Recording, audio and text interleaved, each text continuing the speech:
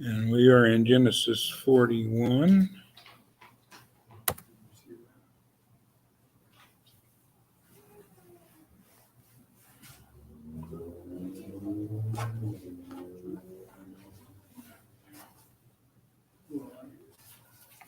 This is a long chapter, Genesis 41. If we don't get through it, that's okay. It does have quite a bit of redundancy in it. I don't mean that in a negative sense, just it tells the same. It has Pharaoh receiving his dream and Pharaoh recounting his dream, and it's kind of the same thing both times. So we may zip through that section and not have a problem. But if we go over, that's fine too. If y'all have comments to make us go over to next week, that's always fine too. So, it's interesting, and we see in the New Testament a lot where something is repeated for emphasis. And I'm just curious, what would be the emphasis in this particular chapter? well, I think this again, we're looking at this through Western eyes, post-Enlightenment, Western eyes, and we would maybe if we were writing it and turning it into school or something like that, the teacher would say something in the margin. You don't have to tell me the exact story 2 times, but that's how we look at it. That's how we not record it. And if you think of these things coming out of oral traditions and things like that, the more times you repeat the story, the more times you're likely to remember it. So it's not a bad thing. I don't think it's just it would get you a mark down on your English paper today, but that I was really astounded a few years ago when I learned that the book of Hebrews is considered to be the best written book in the New Testament. And I've never really liked the way it's written. I don't like the way it's organized. It kind of talks about something, goes away from it, and then comes back to it later on. It does that 2 or 3 different subjects, 2 or 3 different times. And my Greek skills are incredibly limited, so I'm not competent to judge it in Greek. Again, I'm looking at it through my Western eyes, and how I would write if I was going to write something. I would just discuss a topic thoroughly before moving on to another topic. Well, that's not the way that the writer of Hebrews, whoever it was, chose to do it, and it's still considered to be probably the best grammatically and composition and all of that written book in the New Testament, maybe the whole Bible. I'm not sure. Excuse me. As we get into this chapter, we need to talk about a concept here before we get into it, and that is the concept of myth. And we have kind of a very basic definition, at least maybe speaking out of turn here, but a lot of times when we think of myth, we think of there's something that's fantastic and completely untrue, and there's no way it could ever be true. There's a soft drink commercial right now where a little teenage girl who's a werewolf is buying soda pop from I think they called them centaurs, half man, half goat, and we don't believe in half men, half goats. Well, Mark, Karen could tell you there's at least one of them, so it's yeah.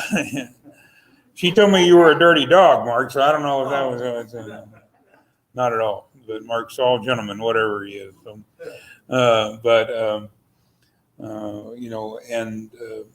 we most of us probably don't believe in werewolves unless you lived in Forks for a while and seen them running around there. But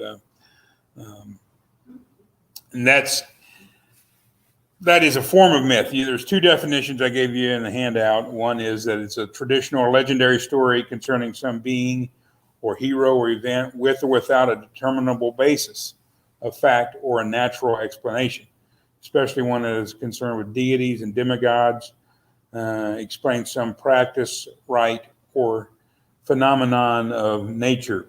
So there's that's kind of fairy tales in a sense, the kind of stories. Maybe in high school you studied some Greek mythology, and the Greek gods in mythology are all very human, aren't they? I mean, they commit murder and rape and all other kinds of crimes right along with the humans that invented the stories, probably. But another type of myth or another understanding of myth, and this is one that permeates particularly the empire of Egypt as Joseph encounters it and as he deals with it, and is a way of describing even the challenging stories of Genesis.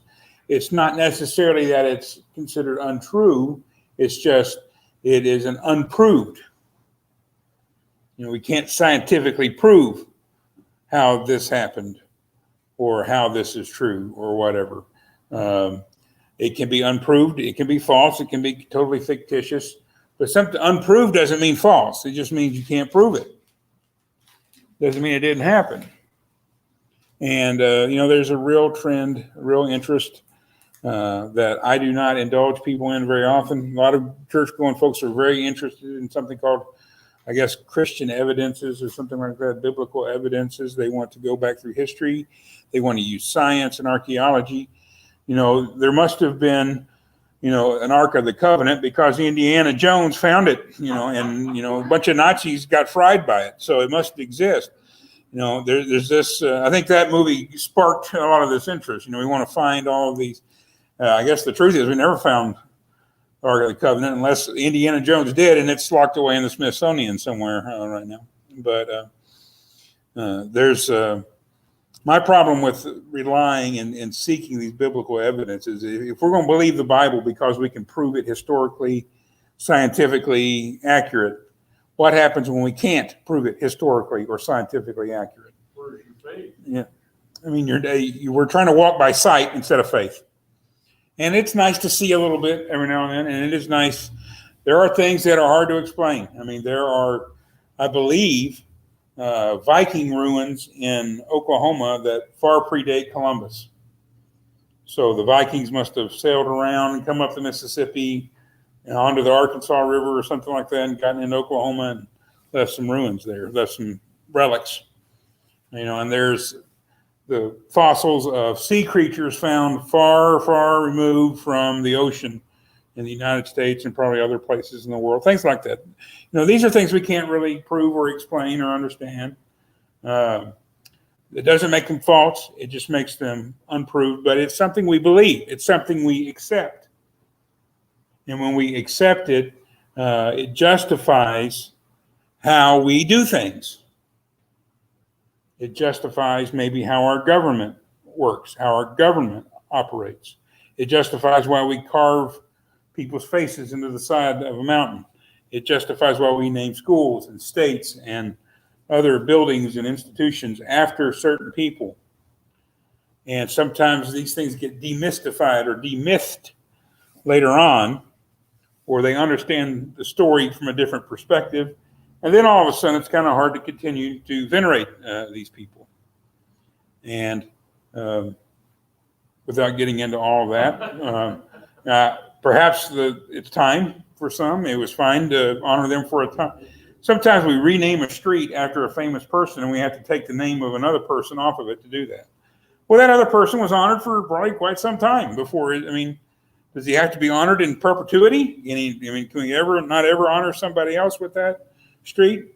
It's what different ways of looking at it, and I'm not trying to settle the argument, but myth is not a negative concept. When we talk about myth, it doesn't mean bad things. Is it bad that we talk about George Washington chopping down the cherry tree that bloomed, the earliest it's ever bloomed in 1800 years or something like that in Japan? That's where all of our cherry trees came from. Did you know that? They were a gift from Japan. So the tree George Washington chopped down, I don't think we'd received it yet. It's that kind of thing. And we know that that's kind of an extreme example of when we don't really hang our hats on at all. But we do it to kind of bolster the honorable status of George Washington. A man who was very highly honored throughout American history. Almost nobody ever had a bad thing to say about George Washington. And then the year 2000 came, and all of a sudden it's nothing good to say about him. But that's anyway. Joseph is going to encounter myths in dealing with Egypt. That's not to say his own people don't have their own myths, but he's going to encounter myths in dealing with Egypt. And the first one that we're going to see today is this myth of differentness, that Pharaoh is somehow special, that any royal person is somehow different or better than all the other people under them. And the Crown Prince Philip, I guess you would call him, of England, died last year. And boy, he had quite a life. He lived to be 99 and everything. And, a lot of people were mourning and, celebrating the life that he had and everything. And then there's always a few Debbie Downers that post some really harsh and difficult quotes that he had to say. This is a guy that's almost 100 years old. He came up. I don't know exactly his whole life, but once he got married, total privilege, in isolation from the reality of life. And that lasted for over 70 years. So it became to define him, certainly in his worldview, and some of the things he said to people were indicative of a guy who hasn't gone to the grocery store, who hasn't written a check for his electric bill, who hasn't changed his own oil, who hasn't changed a tire, who hasn't done anything normal people do all the time.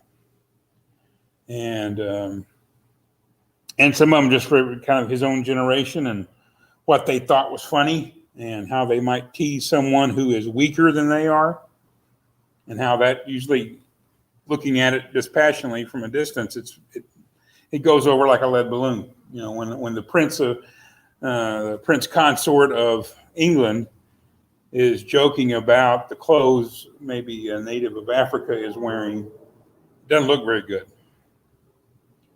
At least not to contemporary eyes. So Pharaoh has this myth, and he exists based on this myth that he is different, he is better, he is stronger, he is wiser, he is a god of a nature, not the only god. Egypt was not. It's easier to be a god if you live in a polytheocracy or whatever the term is. You live in a country that has a lot of gods. Maybe I could be one too, And for Israel, reading this as a nation after the Exodus and all of that, somewhat monotheistic instead of polytheistic. The idea of Pharaoh setting himself up as a god is very troubling. Looking at how slowly times change, Caesar, in the time of the early church, considered himself a god. So this is thousands of years later. Continuing, and still, and based somewhat on the writings of Paul, the so-called divine right of kings. The reason a king is in the throne or a queen is on the throne is because that's who God wants on the throne. God has chosen them and placed them on that throne. And therefore, you have no right to question them, no right to challenge them. You must submit to their authority absolutely. And so this myth of differentness was a long time in dying. And here, and Joseph encounters it to it. And at times, Joseph has to kind of dispel the myth. But for the most part, what Joseph do is he's very practical. He's coming into it from a point of weakness as a prisoner, as a foreigner in a foreign land, imprisoned in that land. He is using that myth kind of against Egypt. He's pushing off of it. Doesn't try to destroy it. He tries to use it to his own benefit for the most part. And he does so. And God moves to allow that to happen and to bring about God's purposes for Joseph. So let's, keeping that in mind, let's look at verses 1 through 8. Genesis chapter 41. Let's see who all has checked in here. Robin and Wally and Thelma and Nell and Mindy. I think Sherry will not be checking in live tonight, but nice to see all of you folks here checking in. Genesis chapter 41, beginning in verse 1 and reading through verse 8. Now it happened at the end of 2 full years that Pharaoh had a dream, and behold, he was standing by the Nile. And lo, from the Nile there came up 7 cows, sleek and fat, and they grazed in the marsh grass. grazed in the marsh scratch. Then behold, 7 other cows came up after them from the Nile, ugly and gaunt, and they stood by the other cows on the bank of the Nile. The ugly and gaunt cows ate up the 7 sleek and fat cows. Then Pharaoh awoke. He fell asleep and dreamed a second time, and behold, 7 ears of grain came up on a single stalk, plump and good. Then behold, 7 ears, thin and scorched by the east wind, sprouted up after them. The thin ears swallowed up the 7 plump and full ears. Then Pharaoh awoke, and behold, it was a dream. Now in the morning his spirit was troubled, so he sent and called for all the magicians of Egypt and all its wise men. And Pharaoh told them his dreams, but there was no one who could interpret them to Pharaoh. Okay, what do we think about these first 8 verses here?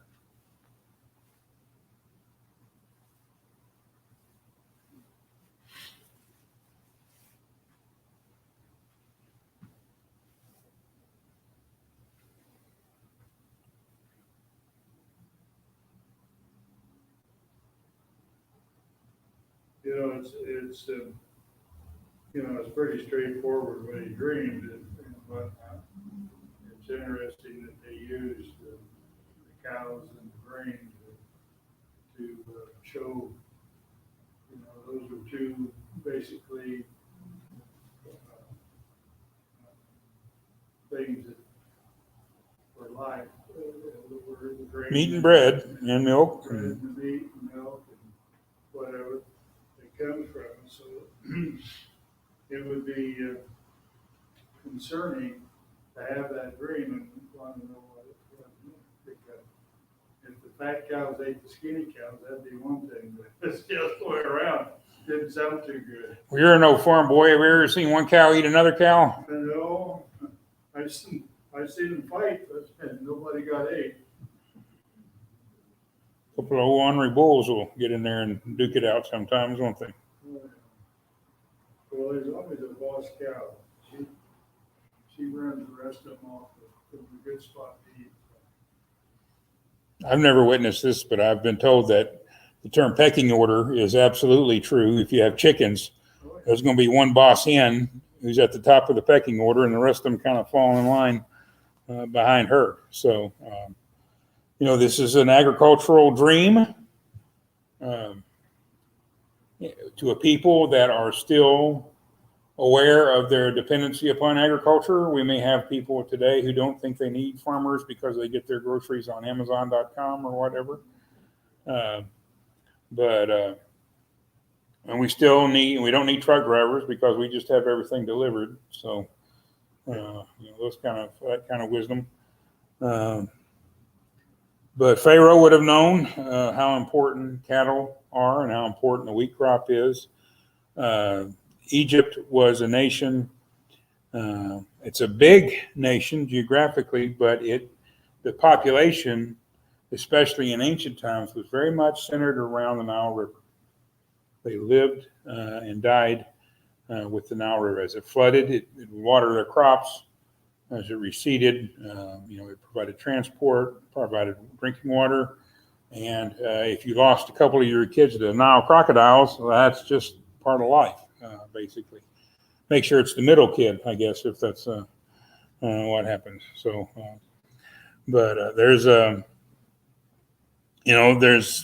that's part of what makes ultimately Israel distinct. When Jacob's family comes down, they go off into the land of Goshen, which does not have handy access to the Nile River. They have to dig wells. And the Egyptians never dug well. Why would we dig wells? We got the best river in the world right here by us. Why would we dig a well? It's just kind of one of the cultural differences there. So the cows come up out of the Nile. Marsh grass is their fodder. And then the fat cows come first, skinny cows second. The wheat would have been watered by the flood waters of the Nile that receded and allowed it to grow at that point after being watered. And cows are just one of those animals that God gave us, and boy, we have try to make the most of them, haven't we? I mean, we drink the milk their mamas make, we eat the meat, and we use their skin. I had one, I think I've told you all this, when I was about 20 something. I think I was in law school at the time, and there was a college girl at our church. And she wanted to show how sensitive she was, telling me we shouldn't eat meat because we shouldn't kill animals. We have no right to kill animals. But I this is how I rolled. I pointed out that she was wearing leather shoes at the time, and she didn't really have a response for that. And I didn't get the phone number either, so that's kind of how that worked. But God was using me to save myself for Sherry, I guess. So,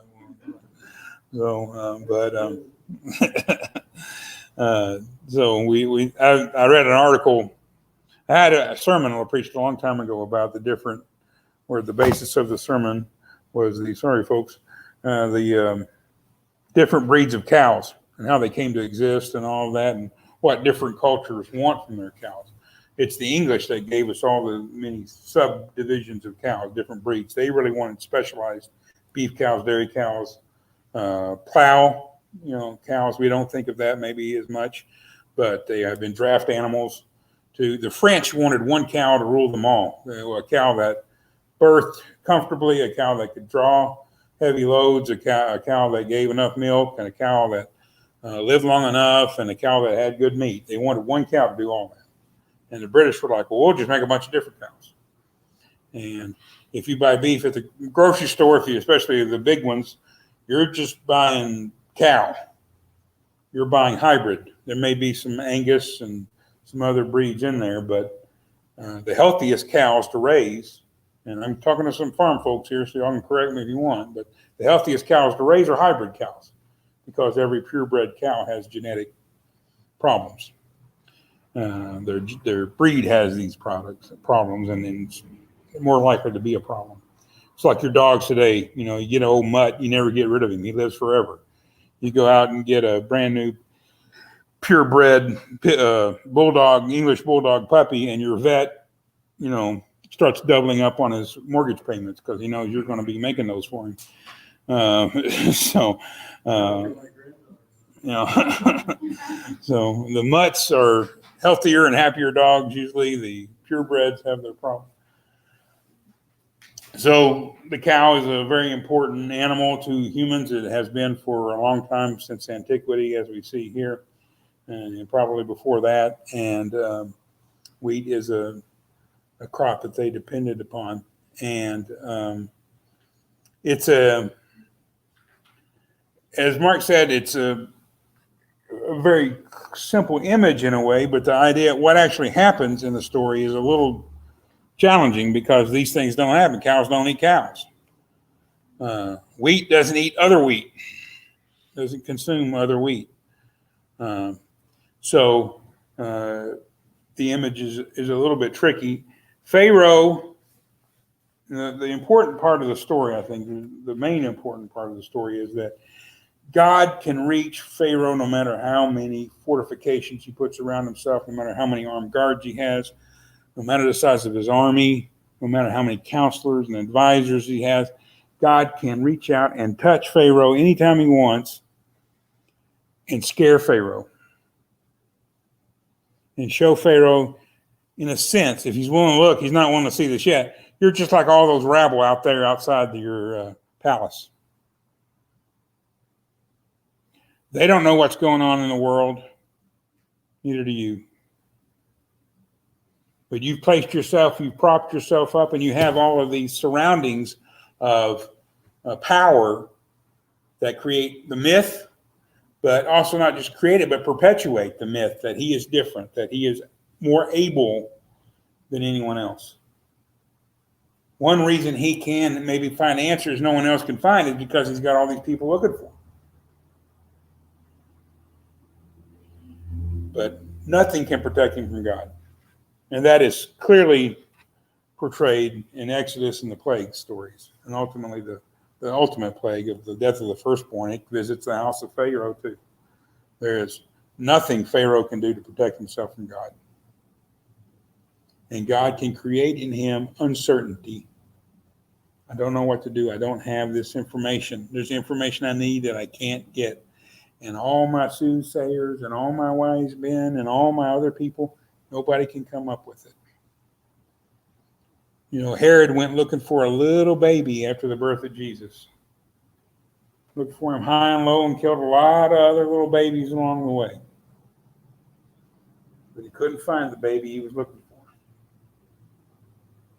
I mentioned a couple Sundays ago, Pilate is standing. We always say Jesus before Pilate, but in a way it's Pilate before Jesus, isn't it? I mean, who's the greater power, Jesus or Pilate?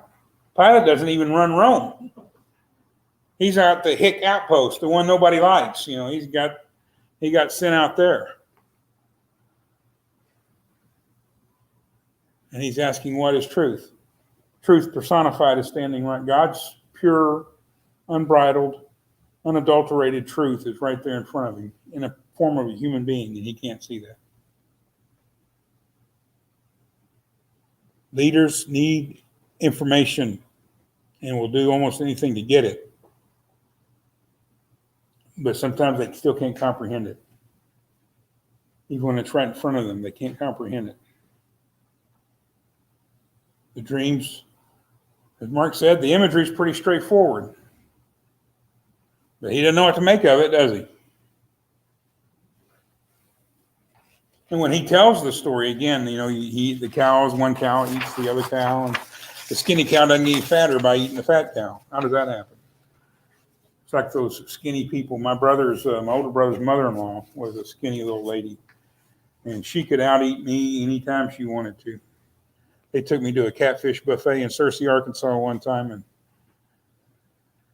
I went through like twice, you know, big loaded plates. That was all I had. And she went through 2 or 3, 4 times and was eating off other people's plates too. She buried me at that. And she's just a skinny little woman. She could eat like you would not believe. It's not fair. It is not fair. I mean, I tried to always get my money's worth out of the buffet. I always wanted to make them take a loss. And now I realize I was the one taking the loss with that approach, that view on things. But Liz could out-eat us all. So she would have been one of those skinny cows that eat the fat cow and doesn't get you still stay skinny. But she was not ugly in God, though, I would tell you. She was a nice lady. Verses 9 through 13, and we'll move on there. The cupbearer of the I'm reading my notes instead of the scripture, and the scripture is much more authoritative than my notes, I can tell you that. Verse 9, then the chief cupbearer spoke to Pharaoh, saying, I would make mention today of my own offenses. Pharaoh was furious with his servants, and he put me in confinement in the house of the captain of the bodyguard, both me and the chief baker. We had a dream on the same night, he and I, each of us dreamed according to the interpretation of his own dream. Now a Hebrew youth was with us there, a servant of the captain of the bodyguard, and we related them to him, and he interpreted our dreams for us. To each one he interpreted according to his own dream. And just as he interpreted for us, so it happened. He restored me in my office, but he hanged him. Okay. So we see, it's a pretty bold move by the cupbearer. We see, at the end of chapter 40 that the cupbearer does not remember Joseph. And this is 2 years later. And now, at the right time, he remembers.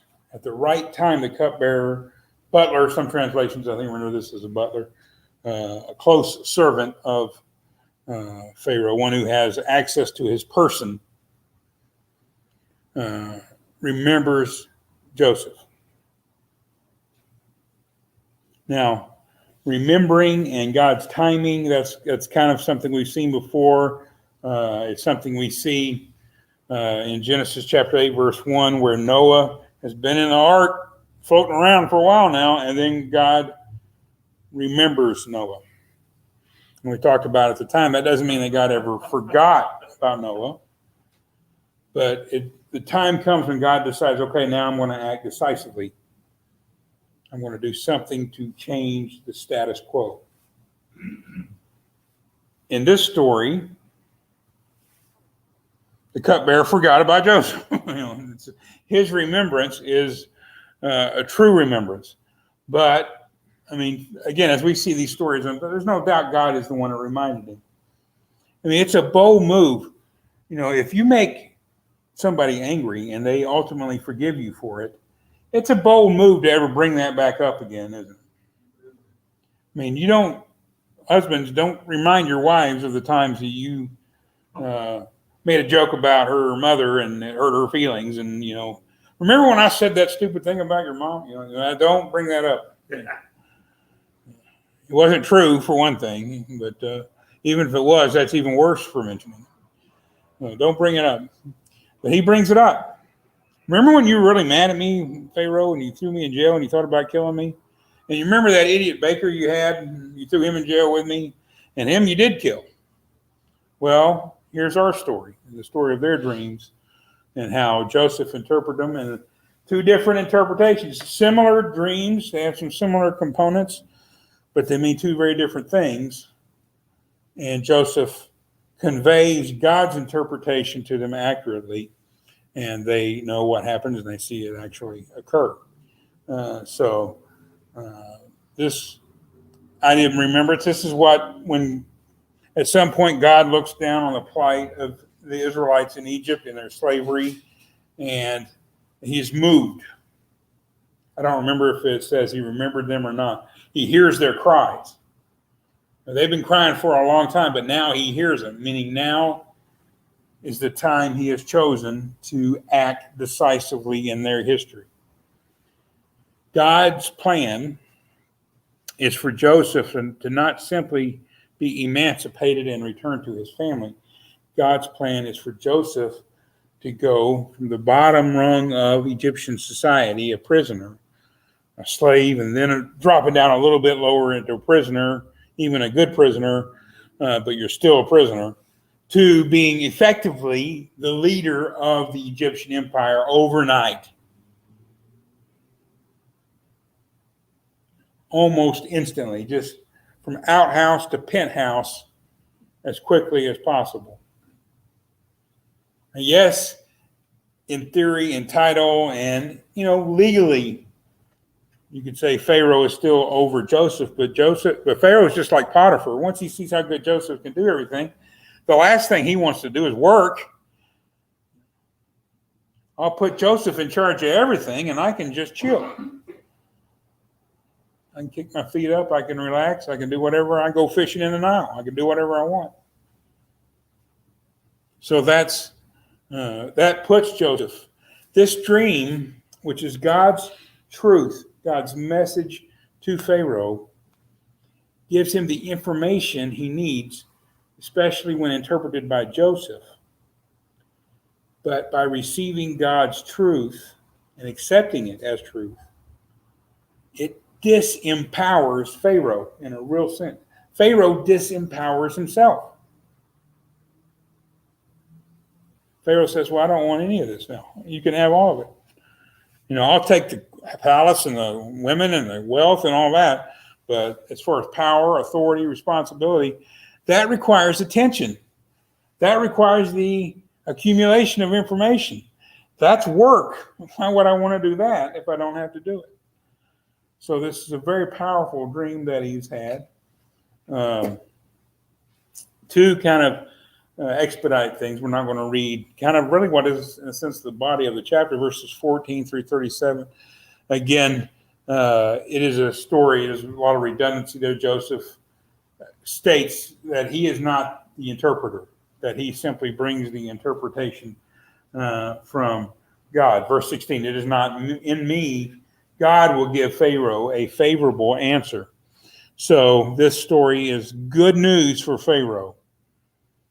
Joseph knows that, and God is going to give Joseph the story. And in this case, the two dreams, it's not like the similar dreams in chapter 40 with two different men. These two different dreams the same man has mean exactly the same thing, and the fact that they're repeated, the fact that the second dream basically tracks right along with the first dream, means that it's done and dusted. God has made his mind up. It's settled.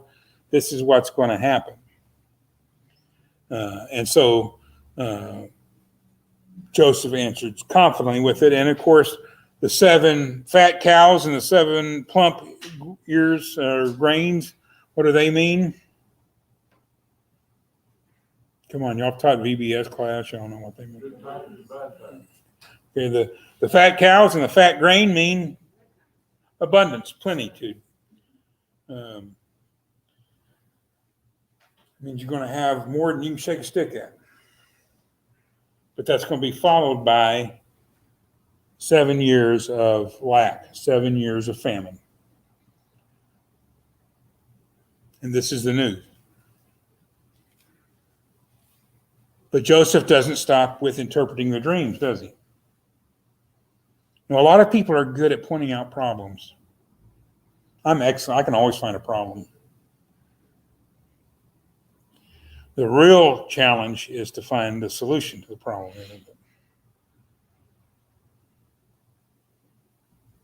There was a guy who ran for president. I'm not going to mention his name, but it was about 30 years ago or so.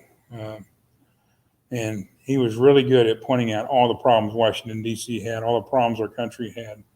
Just, you don't do this and you don't do that. And look at that. Look at the mess this is. And look at the, and usually he was dead on the money. They were all problems. You know, the question is, what do we do about it? And he was kind of a little lacking in that capacity to say, this is how we're going to fix these problems. Well, Joseph says, here's your situation. Good news up front, challenging news down the road. Here's how you deal with that challenging news. You point one wise and discerning man to handle all this, to impose a pretty stiff tax. A tax they can bear at the time because it's going to be so abundant. They can still thrive with this heavy taxation. It's like when Solomon became king and he's going to build palace, he's going to build temple, he's going to do all these work projects. Solomon puts tax burdens on his people like crazy to pay for all those things. But they prosper under Solomon so much they don't really care. Joseph is he's saying you need to levy a heavy grain tax on your farmers. And you need to store all that grain that you accumulate by wealth. This is the nature of the Egyptian climate too. Warm and dry. Primarily dry.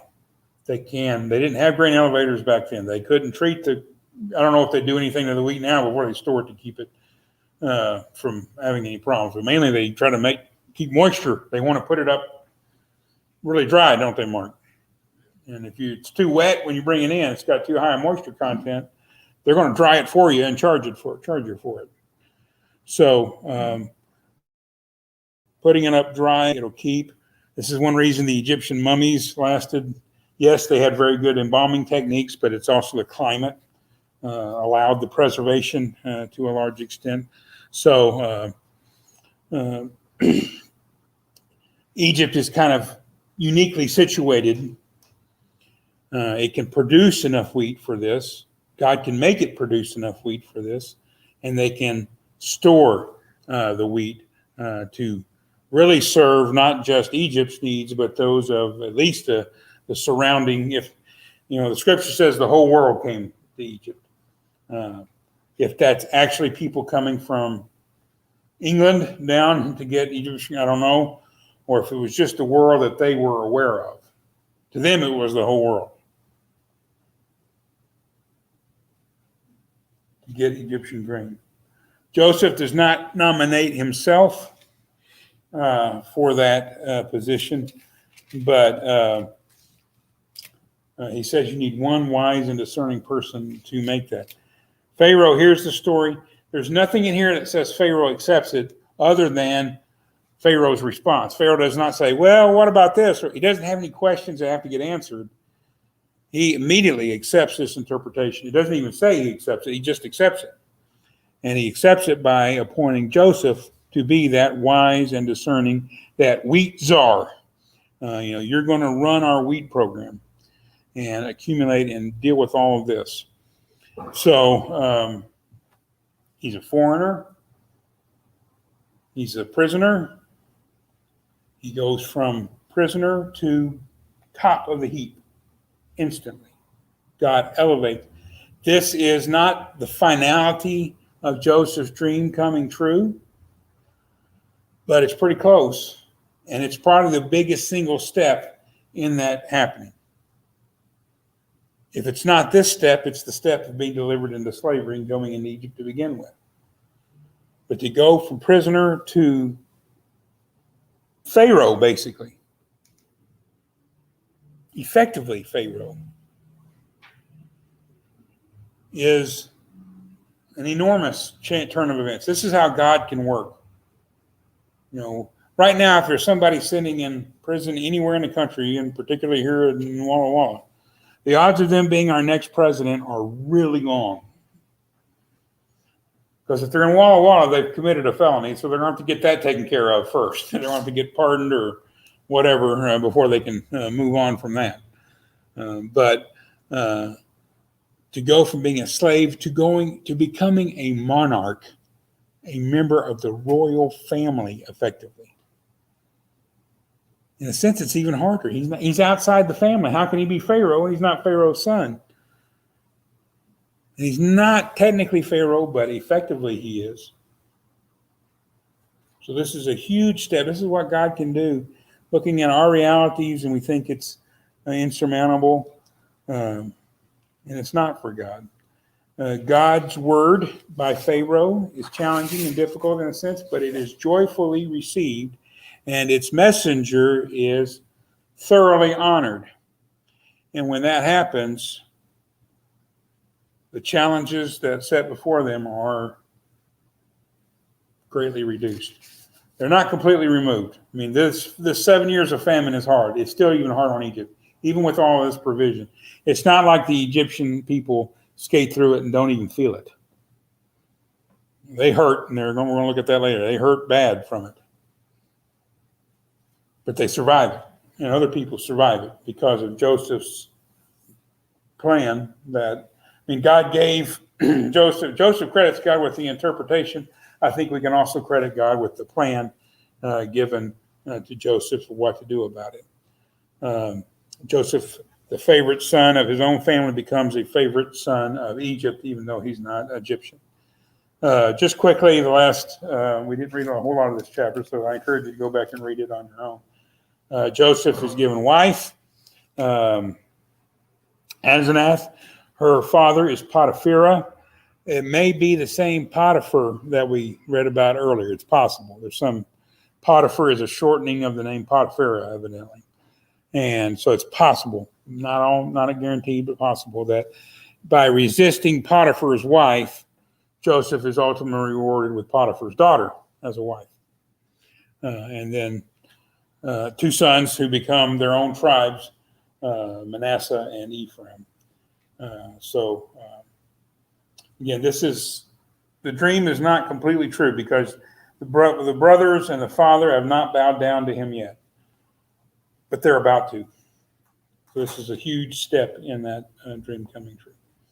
Okay, sorry I kept you over a little bit today, but that was a big chapter and kind of nice. I know we've been in Genesis for so long. It'll be nice to be done with it. So we're through chapter 41, so we'll be in 42 next week. Thank you for your attention and your comments. And Mr. Waite, will you lead us in a closing prayer tonight, please, sir?